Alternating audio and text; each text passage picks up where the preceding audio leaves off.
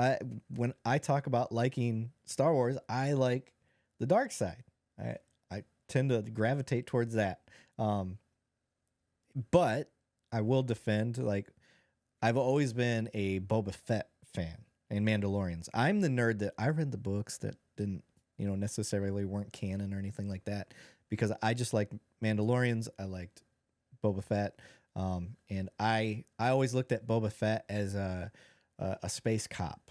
He had his morals and ethics. He wouldn't, he would help people, like you've seen in The Mandalorian, if you're fans of that. He had a code, and that's kind of how the Mandalorians were. And I was like, oh, that's awesome. But you can't explain that to people that don't watch the show. They watch Star Wars and they're like, Boba Fett's a bad guy. And I'm like, well, you had to understand where he was coming from and what the rule set was from his point of view. And I did a whole podcast where I tried to justify and try to make like this weird analogy how, you have the different sorry nerds or sorry unnerds, but nerds, yeah. hold on for a second, unnerds.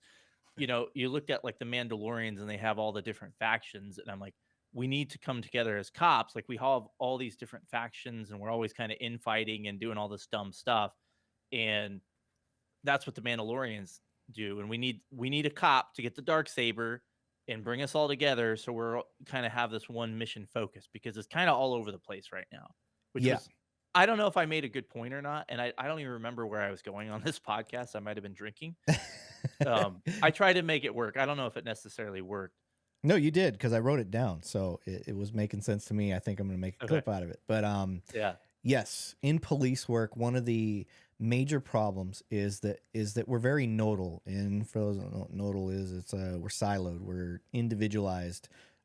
Our modes of communication, even city to city, like next door neighbor city, our communication channel is, it's a garden hose, compared to, a river that, like, you would think that we'd be talking that much, but we don't.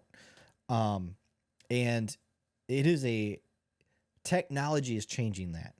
Um, I'm a part of the National Real Time Crime Center Association, so I don't know if they had real time crime centers when you were getting out of police work. Um, Yep.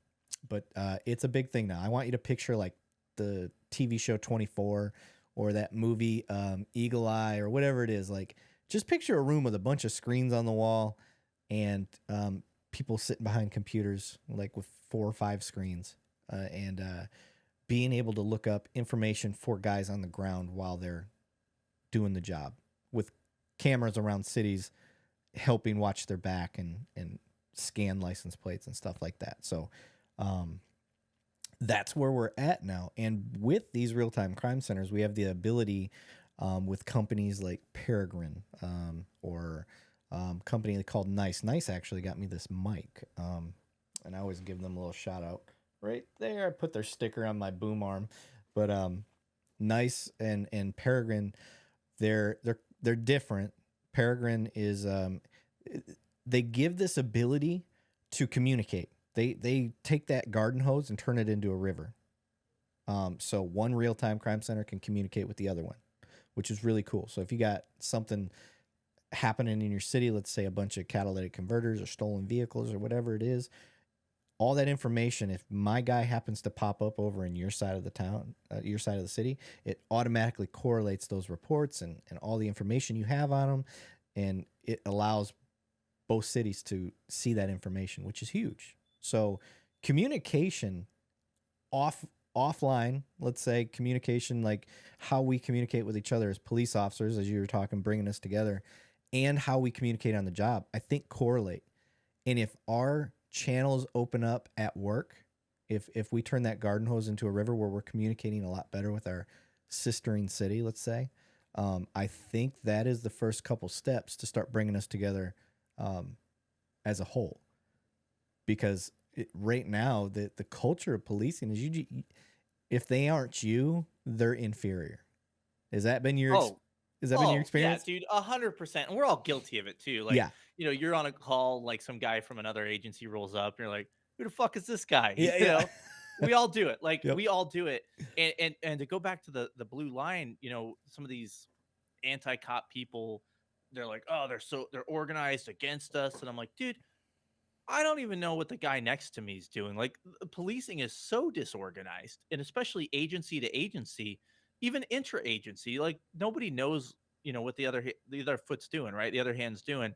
And it always cracks me up when they're like, they're government agents out to get us. And it's like, dude, you have no idea how disorganized and how honestly the infighting within policing, like this isn't some like organized band. Like the way I look at this is we're the simplest form, like, hey, we're standing up to protect the little guy kind of thing, and that's it, right? That's the way I look at that.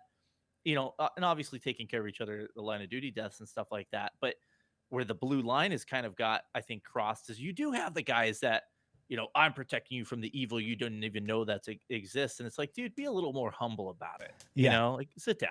Yeah, yeah. We get it.